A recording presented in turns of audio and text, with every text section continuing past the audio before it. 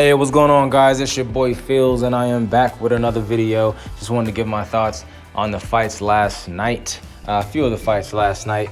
The Dillian White, Marius Walk. I wanted to speak about the Michael Hunter, Alexander Povetkin, the Anthony Joshua and Andy Ruiz Jr. rematch, as well as the Showtime card, the Dennis Hogan, Charlo, Eubank Jr. and Matt Corrball. Start off with the Dillian White, Marius Walk Marius Walk fight. It was a decent fight. It was for two guys who, on late notice, just jumped into the ring. Wasn't in the greatest shape. But what I did see was that Dillian White is. He's not. He's not. I'm not sure what everybody sees in Dillian White. A lot of people are really high on Dillian White or screaming for the Wilder fight. Obviously, this is boxing. If he's worked his way up to get a title shot, he should get a title shot. We already know, what's going on in the past, PEDs and all that kind of stuff. But anyway, if he deserves a title shot, then he should get a title shot. But you can see last night, Dillian White really has nothing. He's already been knocked out by Anthony Joshua, he's been knocked out by Anthony Joshua. And Deontay Wilder would do the same thing. He would knock out Dillian White. Dillian White has no chance against Wilder. Anyway, decent fight. It was a cool fight. Moving on to the Michael Hunter, Alexander Povetkin fight. I enjoyed that fight. That was a good fight. I actually had to run that one back because I missed that fight. But it was a really good fight. I was looking forward to it. It was, it was a step-up fight for Michael Hunter. I really was curious and wanted to see, how he would do against someone like an Alexander Povetkin, the caliber of an Alexander Povetkin, and he did really well. He made a great account of himself. In the 11th round, he almost got him up out of there. But Povetkin is tough. He's a champion. That dude is an incredible fighter, and you're just not gonna just get him up out of here. Although I do believe at this stage, Michael Hunter, he is capable. If they do have a rematch, I definitely see him, boxing a lot better, and using his footwork, using his jab even more effectively in the next fight. If they do run that back, which I do believe they do, they should run that back, given that fact that it was a draw.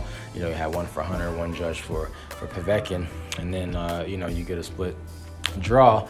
And so they should run it back. But yeah, I really enjoyed that fight, man. I think Hunter, he's a really good fighter. He's very slick, has really good, boxing ability. He has a great jab, a really good jab to the body. It's an incredible snappy jab to the body. I really do like it. I want to see him sit down a little bit more on his punches, because I do believe he has really good power. But I think wow, I cannot talk. I think he overextends his his punches. I just noticed as he was jabbing, he jab in, but then when he get ready to throw the right, he'd throw it, but he'd lean in, so far that now you're vulnerable, where you got to clinch or dip, pivot, whatever it might be, to get out of that, that vulnerable position. But if he just sat down a little bit more, that's just legs and just footwork and just being able to get inside effectively without get inside with your feet versus just leaning over with your reach. But like I said, there's not a lot of takeaways. That's I just think he's a really good heavyweight. I think he'll do well.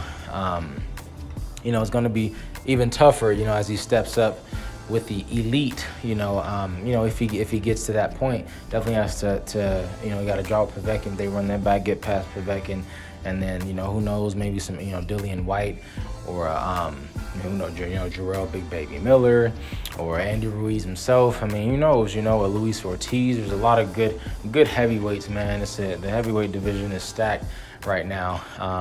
It's definitely, obviously, 3 top dogs, but there's a lot of decent heavyweights who could mix things up, kind of on a B tier level. But anyway, Just kind of moving on to that Dennis Hogan and Charlo card. Really enjoyed that fight. I knew Charlo would get Dennis Hogan out of here. I'm looking forward to see who he fights next. He looked really disciplined. I think he just looked a lot sharper in that fight. I know in the last fight when he fought Matt Korobov, he's a little disturbed with the loss, that Jermell took right before his fight to Tony Harrison. So I know that bothered him a little bit. So that may have had something to do with his performance. But yeah, man, Jermall Charlo really looked good last night, and yeah, I can't wait to see. I really want to see a unification, man. I want to see him against GGG or him against Andre, or it's a lot of politics, and I believe the Canelo still got the WBA. I heard Eubank say that Canelo was going to drop it, and that his fight with Korobov was supposed to be for the super champion, the super belt, the super title, the WBA. But I don't think that's the case. I think it was just the WBA interim. But anyway, I really want to see a unification fight. I kind of see they're pushing the Eubank Jr. and Charlo fight, so that's a very interesting fight. And yeah, so we'll see. It's unfortunate what happened with the Korobov fight, with the shoulder injury and everything. I didn't like the first few rounds with Chris Eubank Jr., I will tell you.